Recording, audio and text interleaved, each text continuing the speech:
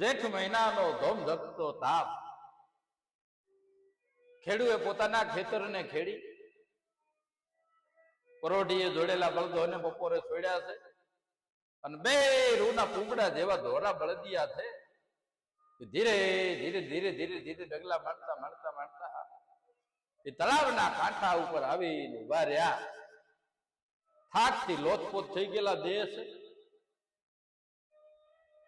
પટલાણીએ બહુ ખાતરી કરી અને દીકરાને જમાડે એમ હવારના નીરણ નાખી ખાણ નાખી બરોબરના ધરવીને ખેડૂએ હળને દોડેલા. પણ તાપ બહુ આકરો, જેઠ મહિનો, તરસથી હાડ ભીંજાતા હતા, હાડ હુકાતા હતા.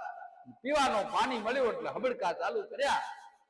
ધીરે ધીરે ધીરે ધીરે ધીરે તળાવના પાણીને ભગવાન ભોળોનાથ જેમ હળાહળ વિષ ને પીતો હોય અને આખો પ્યાલો ગટગટાવવાની તૈયારી કરતો હોય, આખા તળાવને છે એ ઘડીક વારમાં પી જવાની તૈયારી સાથે ઓલા બે બળદિયા છે એ હબડકા ભરવા માંડ્યા.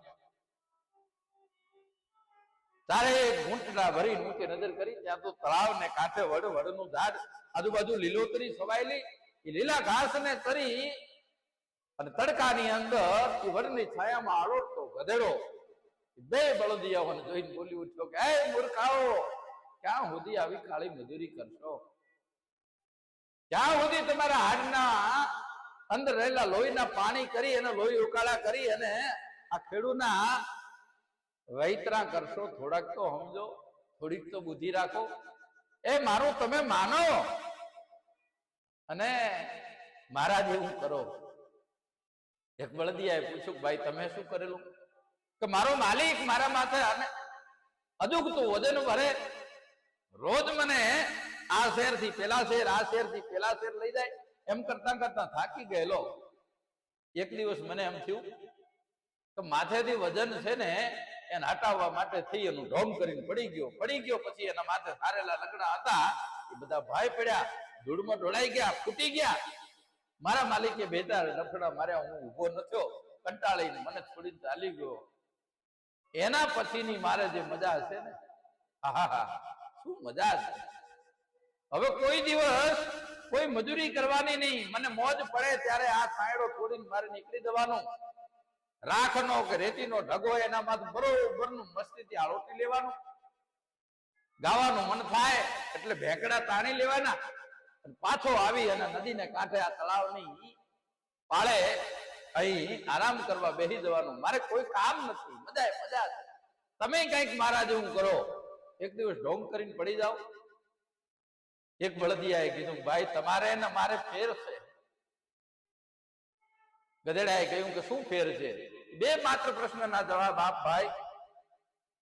બળદિયાએ પહેલો પ્રશ્ન કર્યો કે એક તો એ કે તારી માને કોઈ માં કીએ ખરું? ગધેડાને આશ્ચર્ય થયું કે ના, મારી માને કોઈ માં નથી. તો બીજો પ્રશ્ન એ કે તારી માં કોણ? ગધેડો કે મારી માં ગધેડી. હાંભળ ભાઈ ગધેડા, તારી માં ગધેડી, તારી માને કોઈ માં ન કે. જયારે અમારી માની તો જગતના ચોકમાં પૂજા થાય અને જે જનેતાઓની જગતમાં પૂજા થતી હોય ને એના સંતાન ઉઠીને જો આવા હલકા કામ કરે તો અમારા ધાવણ લાજે, અમારી માના ધાવણ લાજે. અમારાથી આવા હલકા કામ ન થાય ભાઈ.